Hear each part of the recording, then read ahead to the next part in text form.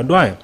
tey Ousmane Sonko daal dina annoncé baisse du prix de l' électricité essence ak gasoil ndax mën nga ñëw fan la ko waxee ak lan moo ci daal di xew. yaay Fall bu Sonko maa ngi koy jaajëfal mu ngi ko waxee nag ci bi muy dajeek patronat bi nga xam ne dañuy signer pacte de stabilité. pour fexe ba am déggoo bu ñu déggoo këru liggéeyukaay mais njiitu liggéeyukaay yi. absolument ngir nga xam ne dañuy faral di waxtaan ba mun a moytu grève yeeg lu ni mel. ci loolu mu ngi ci àndoon ak ministre de la fonction publique.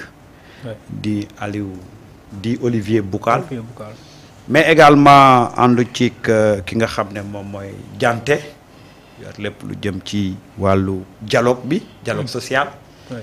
ci patronat bi nag gis nañ fa ñoom Beydi Agne ñoom Mbagnick Diop Souche ñoom Modou Guiro nga xam ne ñoom ñoo nekk ci centrale syndicale yi. alors Ousmane nag wax ak ñoom waxu vérité. xam nga li doon manqué ci penc mi mooy.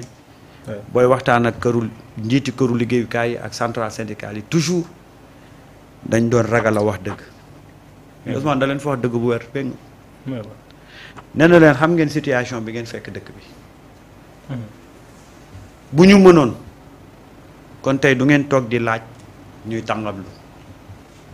waaye situation bu métti lañ fi fekk. situation bu métti boobu ñu expliquer leen ko. nee na ñun du ndam sax ci ñun ñuy gis ay entreprise di tëj. ndax bu dul dara sax entreprise yi buñ doxee di ngeen ñu fay lempo. waaw waaye dañoo ñëw fekkuñu bor bi ci 34%. fekkuñ ko ci 70%. mais dañ ko fekk ci 130%. kon xam ngeen situation réew mi fi mu toll. moo tax ñuy laaj sénégalais yi contribuer pour ñu delloowaat ko ci sénégalais yi. ci foofu la profité ne rek yéen bi ñu am ngir woyofal sénégalais yi seen nekkin. ak seen dundin. mu ne jël nañu ay mesures yoo xam ne fii ak ay fan danañ ko jëmmal muy mesures yoo xam ne dafay aju ci wàllu wàññi électricité wàññi mbirum carburant yeeg yu ni mel mooy hydrocarbures yi. d'accord di lancer également projet logement sociaux yi. wax na également ci projet centre de santé yi ñu war a tabax donc Ousmane en grosso modo lii la wax ci li nga xam ne moom mooy tey bi muy dajeek patronat bi. jafe-jafe yi ni muy am yëpp nañu xool lu ñu mën a def ci wàllu social. moo tax am nañu lu mat 30 établissements publics de santé yoo xam ne budgétisé nañ koy am na ci au moins une dizaine yoo xam ne dina commencé ci 2026 bi. léegi wax nañu li ñu war a def ci njàng mi ci suuf comme njàng mi ci kaw. ba ci logements sociaux yi nga xam ne schéma bi nga xam ne sax ministre bi moom la liggéeyee peut-être du woon schéma financement état waaye dama ko ne inscrire ma foofu un crédit provisoire de 20 milliards boo xam ne war na mën a commencer ci 30 000 logements sociaux yi ñu bëgg a def kon ñun ñi ngi essayer orienté social di liggéey it ci yeneen anam yoo xam ne luy jàppale sénégalais la ci seen coono moo tax fi mu toll nii mun naa annoncé ni ci fan yu néew mesures yi nga xam ne ci ndigalu président de la république bi ma ne woon ma liggéey ci ma installé fii une commission boo xam ne ministère yi ci waroon liggéey ak ñu ciy liggéey te ministère de l'énergie coordonné ko ñu liggéey ci depuis 8 mois mun naa ne ci fan yu néew incha allah dina am des mesures de baisse ci courant bi ak ci produit pétrolier muy essence bi ak gaz bi ak gasoil bi.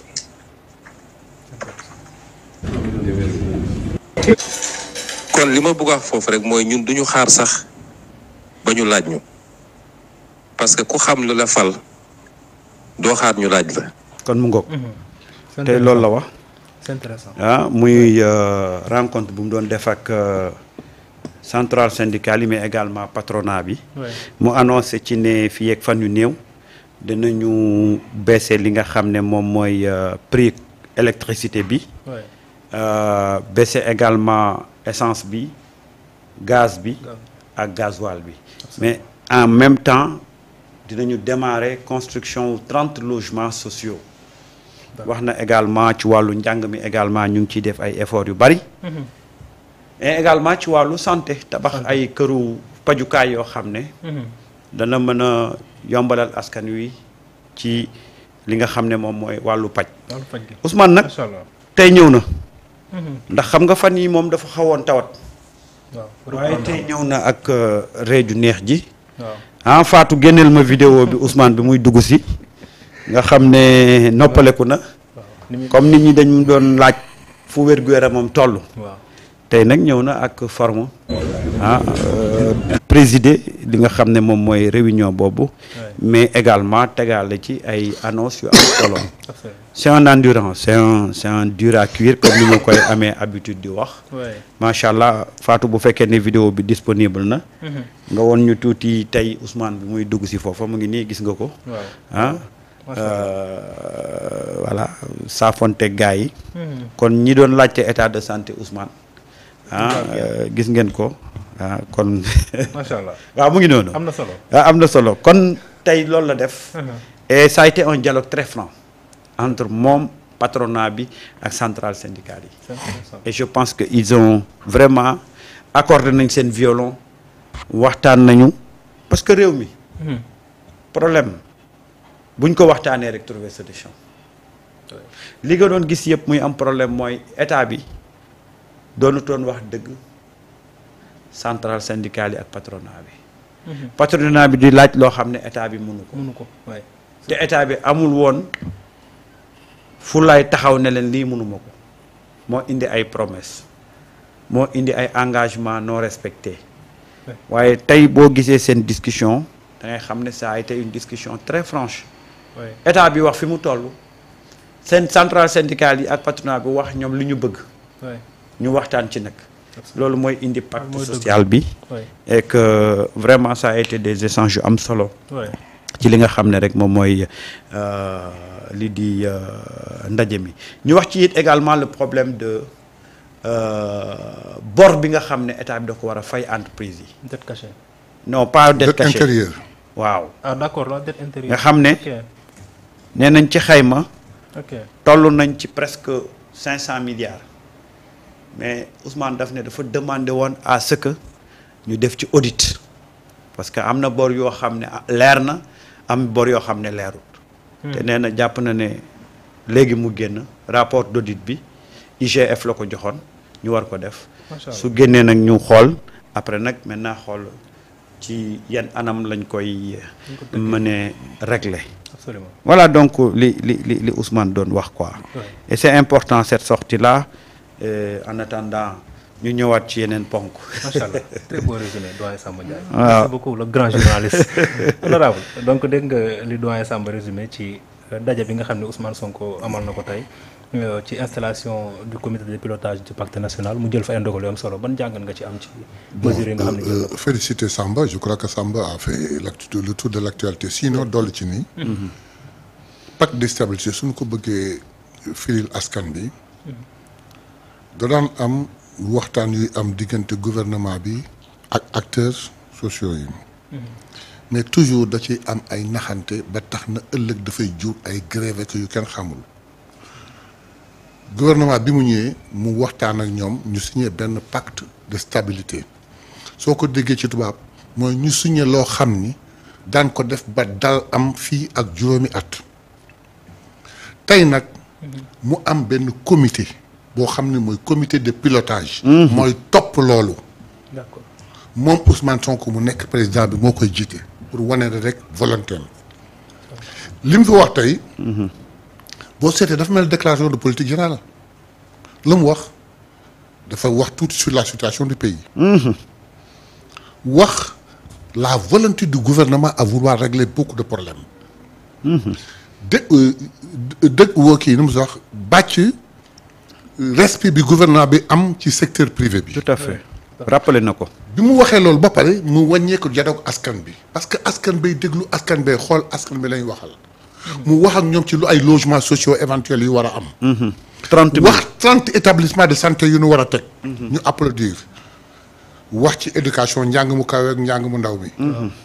waaye nag mbirum tey yëpp loolu rek émission la mooy wàññi courant bi. waaw wàññi essence bi. kese courant la. dal na nitu nit ñi yàlla nañ ci yegg ak jàmm. ñu am kat jàmm mu dem ñëpp jëriñoo. mais daal tey ñëpp bég nañu. li ma ci mën a wax rek mooy il s'est absenté cette semaine. nit ñi spéculé dafa feebar. beaucoup de polémique. yàlla may na ma am chance je suis député je l'ai rencontré. yàlla may na ma vendredi yàlla may na ma chance mu bokk bureau politique je l'ai rencontré samedi. j'ai vu un homme qu'on peut qualifier de fatigué mais pas malade. Et il a tenu très bien ses réunions. tey sax maa ngi wax ni kontaan na ni mu ñëwee ak ni mu waxee tout détation alhamdulilah ku doon ñaan rek ndax dafa feebaroon na gën a ñaan parce que moom wéram njëriñu Sénégal la. wéram wallahi njëriñu Sénégal la. bu ne Ousmane Sonko feebar na sax Sénégal yëpp feebar. yàlla na ko yàlla may wér yàlla na ko yàlla may tan te lii mu déglal copil bi yàlla na yàlla may ndam ci luñ jëm ba mu am une très grande stabilité incha allah. absolument dama lay retenir foofu parce que dugg nga sànq ci rencontre bi nga xam ne defoon ngeen ko ak moom rencontre boobu ndax mën nañ xam dëggantaan lan moo ko motivé. waaw xam nga soo gisee nit ñi du ñuy dégg di tëll rek ni damm na. il y a 4 mois ou 3 mois et demi. am na rencontre bureau politique mu wax benn baat ku fàtte li la fal gaaw a folle ko wala boo folle ko il faut qu'on revienne dans le parti mënoon nañu tolérer parce que ni ñu fekkee réew mi wax dëgg yàlla mënu ko woon boole ak dynamisme parti moo tax ñu consacrer suñu énergie ci loolu ba gis yoon tey il faut qu'on refasse vivre le parti tout est parti du parti pour élaborer un programme ou un projet soumettre que le peuple qui nous a amenés au pouvoir parti bi mooy fondation bi buñ ko négliger mu màbb mu ni pour commencer le premier acte mooy il faudrait que dans un bref délai ñu installer le conseil national. Nous l'avons fait. Tu l'as défendu sa dernière sortie en tant que chef de parti. Chef de parti, effectivement.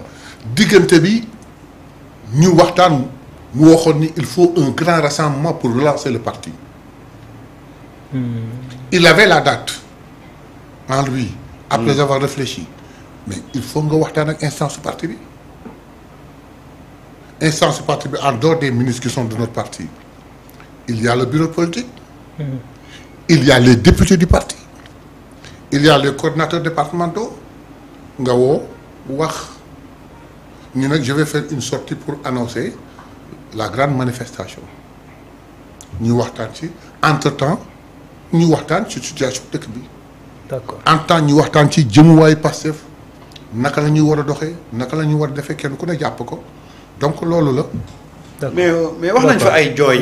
ay ñu doon jooy ak ay. nu mu demee noonu. dool du lu ñuy weddi du lu ñuy weddi parce que góor du weddi effectivement am na député yu tuur rangoñ parce que dans son discours il a été très très très émotif très kii discours d'émotion la def. Les gens n'ont pas pu se retenir. Il a parlé d'une chose boo xam ni ak nu mu ko waxee vraiment c'était très émotif. Les gens n'ont pas pu se retenir. Mais waxul lu weesu dañu tracer autoroute de vérité autoroute de promesse askan bi gëm nu par notre projet ànd ak ñun fal nu nañu fexe ba bu ñu wàcc autoroute bi te ku ci nar a wàcc ak koo mën a doon dinaa jàpp sa loxo delloowaat la ci biir. Après nag muy rappeler des choses yoo xam ne on les a vécu kooku la kii on les a vécu ñun ak ñoom. ay difficultés ay métit. ñi seen tànk yi ñi ñu tëj ñi ñu empoisonné ñi ñu xar seen bopp. ñi jot bal fetal bopp ñi kii c'était tellement. kii au point où certains n'ont pas pu se retenir. Ah ok bi muy relater fi ngeen. dans l'exclamation nag de leur sentiment. am xale yu jóg delloowaat ko seen njukkal. wax ko ni ko nag fii ak ñun a yow incha allah ba yow mal xem bon émotion boobu daal. Ouais. donc mënoo ko weddi. Effectivement. mais contexte mais bi vous me permettrez. de m'adresser particulièrement à Ahmed Aïdara. Ahmed Aïdara. C'est un journaliste.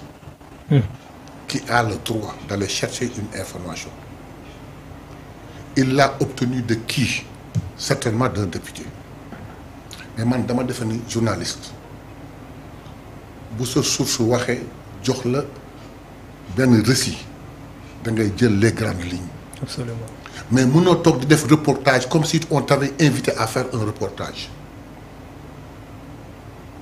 Ça peut même lui coûter la coupure avec sa source. Tout le reste c'est pas un travail journalistique.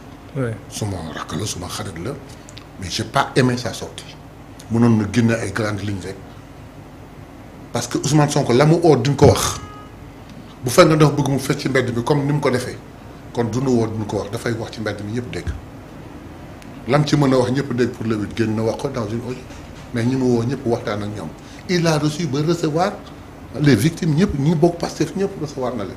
Ouais. Donc voilà la situation globale. Absolument doyen sa gis-gis ci honorable li mu fi révélé yëpp. waaw c'est-à-dire rencontre boobu. c'est-à-dire que précision bi dafa am solo. Ouais.